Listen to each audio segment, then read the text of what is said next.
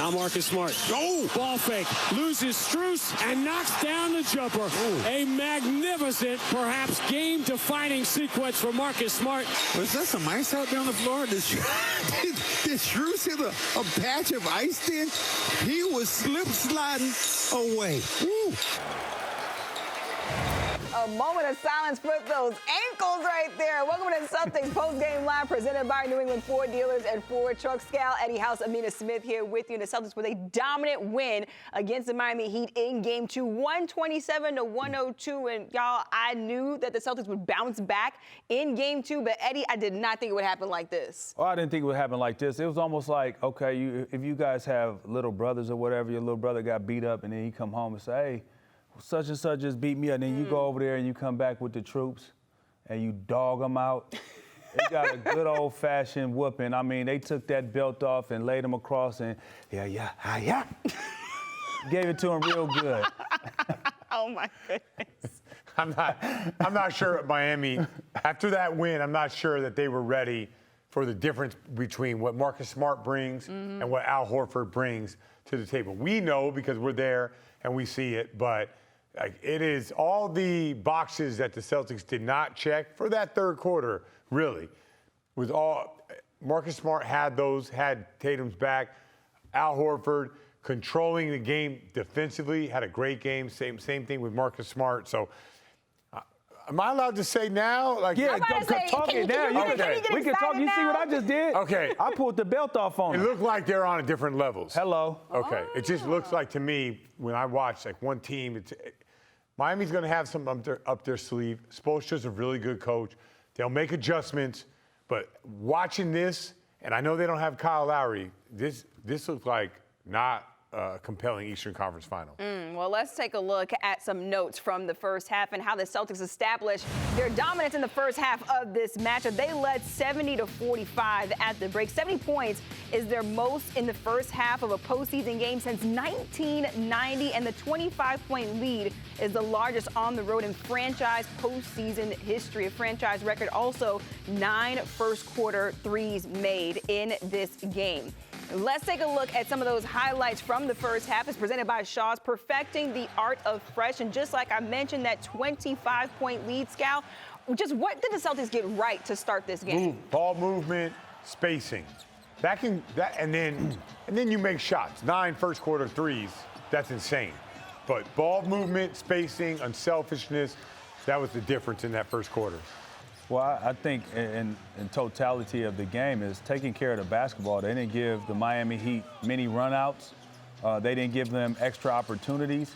They maximized their offensive possessions by having the spacing, by moving the basketball, by getting good shots, passing up a good shot to get a great shot. And then when you got a matchup that you like, they took advantage of it. But taking care of the basketball, I think, was key. And that's the big thing about Marcus Smart being back, is that he's the guy that can have the ball in his hands, make the right plays, not going to force anything, and you could initiate the offense through him and take so much pressure off of Jayson Tatum and Jaylen Brown. The Celtics led by as much as 34 in tonight's matchup. Scal, just what weaknesses were the Celtics able to expose on this Miami Heat team? So the Miami Heat give up the three-point attempts, highest in the NBA playoffs. So they know they're going to get threes. Typically, they defend those threes that they give up. They do a good job of making guys miss, but tonight was not the case.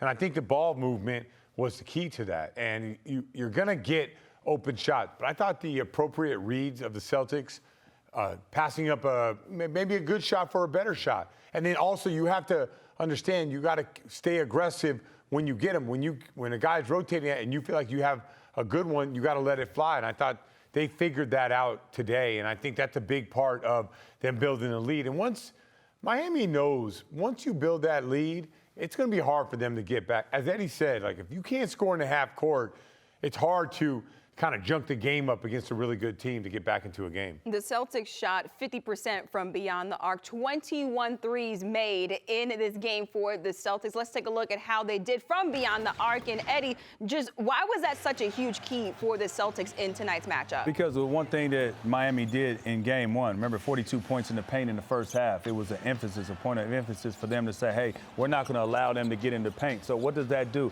That makes your defense concentrate on taking away paint touches.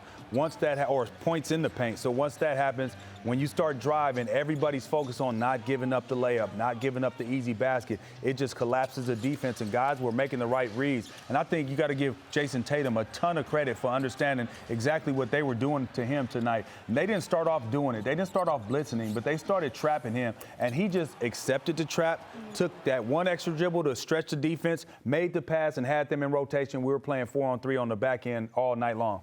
Scal, were the threes just falling for the Celtics tonight? Was that the case? Good shots, though. Yeah. Like sometimes when people say it's a make-miss league, that is the case sometimes. Tonight, tonight, the Celtics made shots because they made the right play. You hear me especially a lot throughout the playoffs, and maybe in that Milwaukee series. The ball has to have energy. When the ball has energy, that means it's popping around, and all of a sudden teams are scrambling and in rotation. When the ball has energy, that means that's finding guys with rhythm. So when you're playing that style, like defensively, what you want to do is you want to make people second guess. Should I pass? Should I shoot? That's when you got them. But if that ball goes all the way around the perimeter, drive, kick, extra pass, like that guy in the corner is just waiting for that ball to come. And when usually that happens, I'm not saying you make every single shot, but you're going to shoot a pretty good percentage when the ball has energy and it's moving around with good pace. And you mentioned energy. One player with energy in tonight's matchup is Payton Pritchard. He's with Abby Chin right now.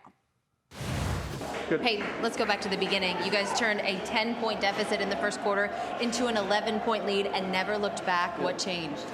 I think we just, stick to the script. We defended hard, made everything tough. They got off to a hot start, but it's a long game. And then we just started hitting some three balls, and the basket got big. How did it feel to silence this Miami Heat crowd? It just felt good to come back and get a win after last game. Obviously we had a disappointing third quarter last game, and for us, I think we played a full game this game. So, going home back to Boston, now we got home court, so we're just looking to take advantage of that. You knew getting Marcus and Al back was going to be a huge lift. How did they study this group? Just their leadership helps tremendously. It showed tonight, so. Finally, you guys haven't dropped consecutive games since the end of March. Yeah. What is it about this group's resolve that you guys are able to bounce back like that? I think it's just tough to beat us twice in a row. We defend hard. We play hard every night. You can lose a game here and there, but to beat us twice is definitely difficult. So we're just trying to continue that, though. Payton, congratulations. Thanks, Eddie. Thank you. 10 points, 2 rebounds, and 2 assists for Payton Pritchard in tonight's matchup. You see that final score, 127-102.